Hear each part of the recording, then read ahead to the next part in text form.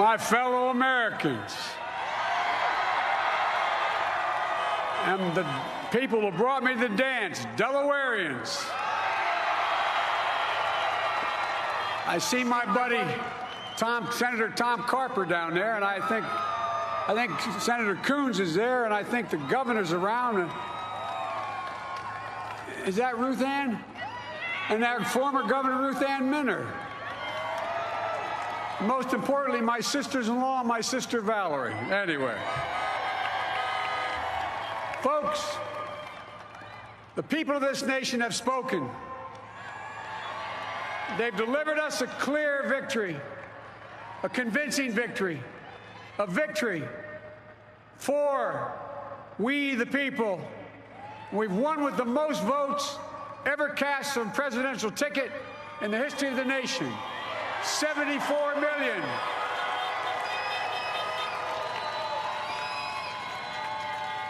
What I must admit has surprised me. Tonight, we're seeing all over this nation, all cities and all parts of the country, indeed across the world, an outpouring of joy, of hope, renewed faith in tomorrow, bring a better day. And I'm humbled by the trust and confidence you've placed in me. I pledge to be a president who seeks not to divide, but unify, who doesn't see red states and blue states, only sees the United States, and work with all my heart, with the confidence of the whole people, to win the confidence of all of you. And for that is what America, I believe, is about. It's about people, and that's what our administration will be all about. I sought this office to restore the soul of America, to rebuild the backbone of this nation, the middle class, and to make America respected around the world again, and to unite us here at home. It's the honor of my lifetime that so many millions of Americans have voted for that vision. And now, the work of making that vision is real. It's a task, the task of our time. Folks, as I said many times before, I'm Jill's husband. And I would not be here without her love and tireless support of Jill and my son Hunter and Ashley, my daughter, and all our grandchildren and their spouses and all our family. They're my heart. Jill's a mom, a military mom, an educator. And she has dedicated her life to education. But teaching isn't just what she does, it's who she is. For American educators, this is a great day for y'all. You're going to have one of your own in the White House. And Jill's going to make a great First Lady. I'm so proud of her.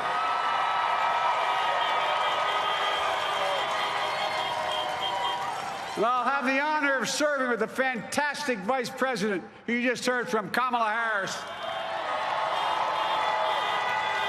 who makes history as the first woman, first black woman, the first woman from South Asian descent, the first daughter of an immigrant ever elected in this country. Don't tell me it's not possible in the United States. It's long overdue. And we're reminded tonight of those who fought so hard for so many years to make this happen. But once again, America's bent the arc of the moral universe more toward justice. Kamala, Doug, like it or not, your family, you become an honorary Biden, there's no way out. To all those of you who volunteered and worked the polls in the middle of this pandemic, local elected officials, you deserve a special thanks from the entire nation.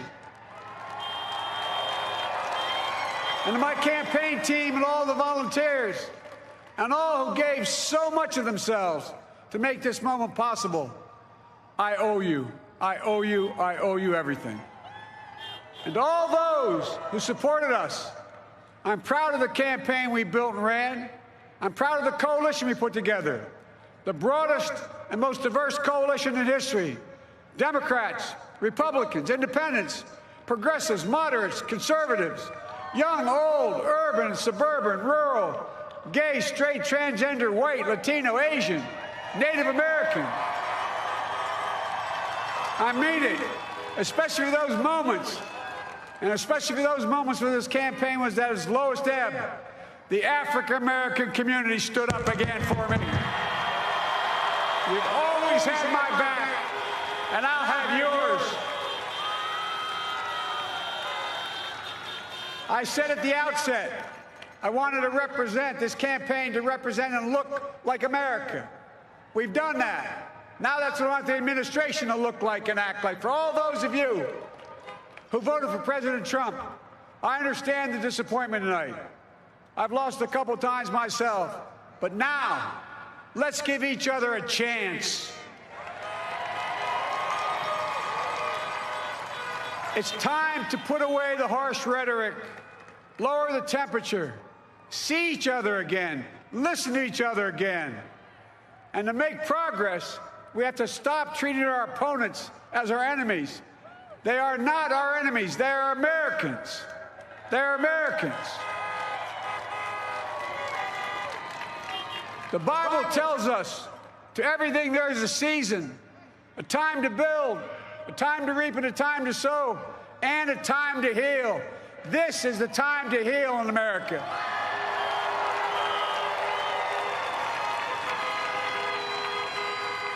Now this campaign is over. What is the will of the people? What is our mandate? I believe it's this. Americans have called upon us to marshal the forces of decency, the forces of fairness, to marshal the forces of science and the forces of hope in the great battles of our time. The battle to control the virus, the battle to build prosperity, the battle to secure your family's health care, the battle to achieve racial justice and root out systemic racism in this country, and the battle to save our planet by getting climate under control, the battle to restore decency, defend democracy, and give everybody in this country a fair shot. That's all they're asking for, a fair shot. Folks, our work begins with getting COVID under control. We cannot repair the economy, restore our vitality, or relish life's most precious moments, hugging our grandchildren, our children, our birthdays, weddings, graduations, all the moments that matter most to us until we get it under control. On Monday, I will name a group of leading scientists and experts as transition advisors to help take the Biden-Harris COVID plan and convert it into an action blueprint that will start on January the 20th, 2021. That plan will be built on bedrock science. It will be constructed out of compassion, empathy, and concern. I will spare no effort, none, or any commitment to turn around this pandemic. Folks, I'm a proud Democrat, but I will govern as an American president. I'll work as hard for those who didn't vote for me as those who did. Let this grim era of demonization in America begin to end here and now.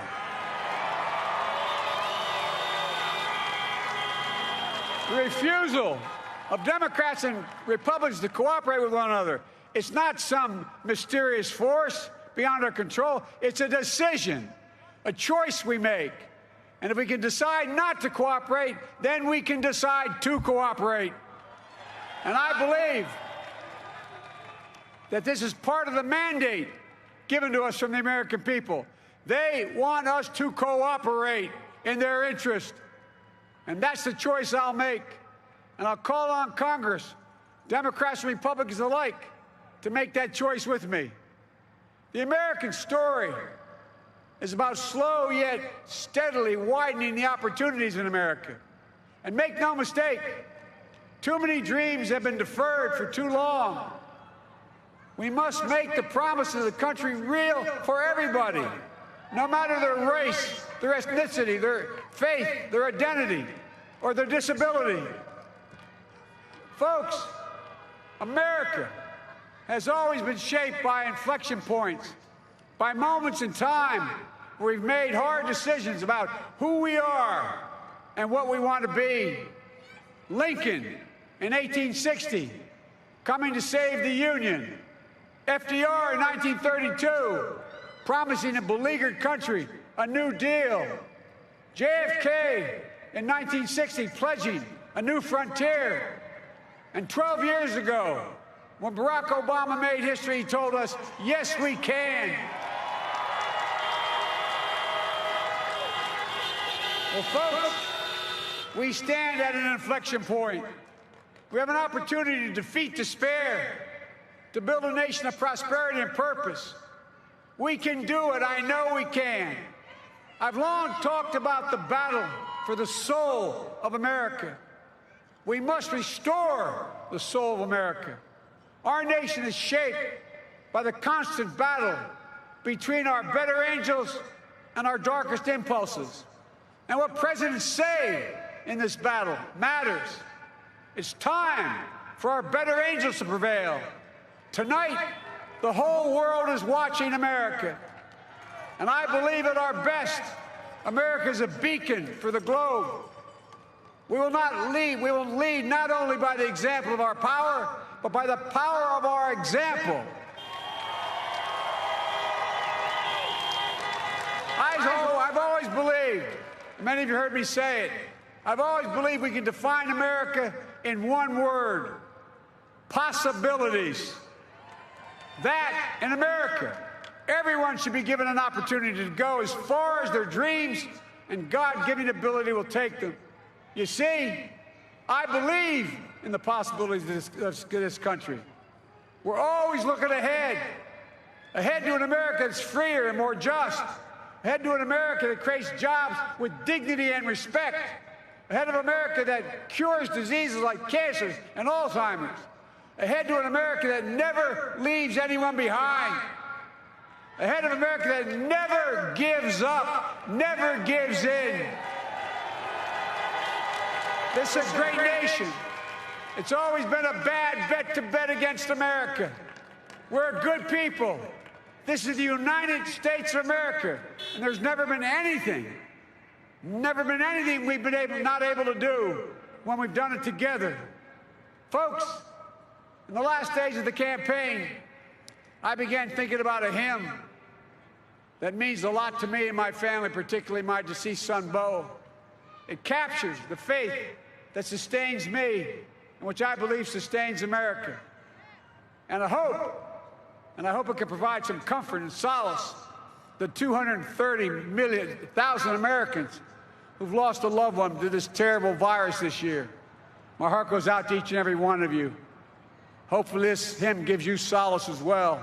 And it goes like this: and he will raise you up on eagle's wings, bear you on the breath of dawn, and make you to shine like the sun, and hold you in the palm of his hand. And now together, on eagle's wings, we embark on the work that God and history have called upon us to do. With full hearts and steady hands, with faith in America and in each other, with love of country, a thirst for justice, let us be the nation that we know we can be. A nation united, a nation strengthened, a nation healed. The United States of America, ladies and gentlemen, there's never been anything we've tried we've not been able to do. So remember, as our grandpapa used to say when I walked out of his home when I was a kid up in Scranton, he said, "Joey, keep the faith." And our grandmother, when she was alive, she yelled, "No, Joey, spread it. Spread the faith. God love you all. May God bless America, and may God protect our troops." Thank you, thank you, thank you. Shepard Smith here. Thanks for watching CNBC on YouTube.